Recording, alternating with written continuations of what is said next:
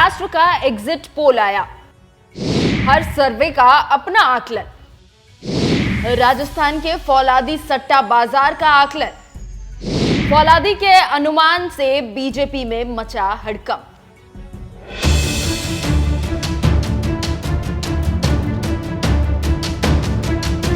नमस्कार, news express देख रहे हैं आप। आपके साथ मैं हूं खुशबू राय।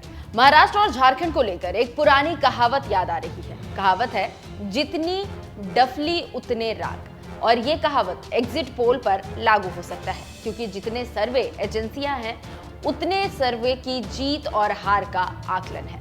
लोक पोल इंडिया को जिता रहा है तो मैटराइट बीजेपी गठबंधन को जिता रहा है। ऐसे में राजस्थान का फौलादी बाजार क्यों पीछे रहे, उसने भी अपना अनुमान पेश किया है और इस अनुमान को देखकर बीजेपी में हड़कंप मचा हुआ है। जी हां, महाराष्ट्र विधानसभा चुनाव 2024 के लिए मतदान खत्म हो चुके हैं और अब बारी चुनाव परिणामों का है। 288 विधानसभा सीटों वाली महाराष्ट्र विधानसभा में किसे बहुमत मिलेगा, ये तो 23 नवंबर को पता चलेगा। लेकिन सट्टा बाजार ने अनुमान लगाकर पसीने छुड़ा दिए हैं।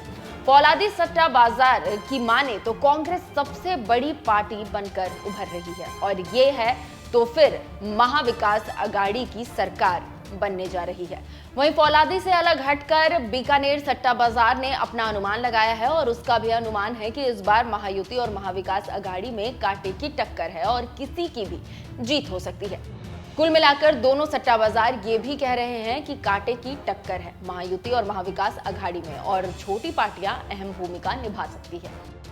इससे आप समझ सकते हैं कि दोनों सट्टा बाजार क्या कह रहे हैं और क्यों कह रहे हैं कि कांटे की टक्कर है। देखना होगा कि 23 तारीख को क्या होता है।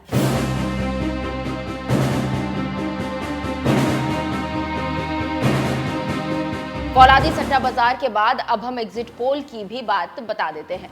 20 नवंबर को जैसे ही मतदान खत्म हुआ, सभी चैनल और यूट्यूबर्स एग्जिट पोल को लेकर बैठ गए और अपने अपने सर्वे कंपनियों के साथ किसी गठबंधन को जिता रहे हैं तो किसी गठबंधन को हरा रहे हैं। अगर महाराष्ट्र की बात की जाए तो बीजेपी के नेतृत्व वाली महायुति को कुछ जिता रहे हैं तो कुछ महाविकास अघाड़ी को आगे बता रहे हैं। इसके साथ ही साथ दो एग्जिट पोल्स ने त्रिशंकु विधानसभा की भविष्यवाणी कर दी है और जनता कंफ्यूज है कि कौन जीत रहा है और कौन हार रहा है।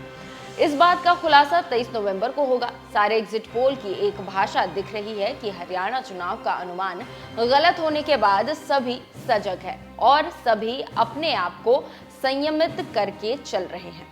अगर आपको याद होगा तो सारे चुनावी सर्वे ने कहा था कि 400 सीटें मोदी को मिलेगी, लेकिन जब रिजल्ट आया तो सभी धाराशायी हो गई और बीजेपी को 240 सीटें मिली। एक के बाद एक झटके लगने के बाद सर्वे एजेंसियां सजग है और उसी का परिणाम है कि इस तरह के अनुमान पेश कर रही है। अब ये अनुमान सही होता है या गलत, इस बात का फैसला 23 नवंबर को हो ही जाएगा।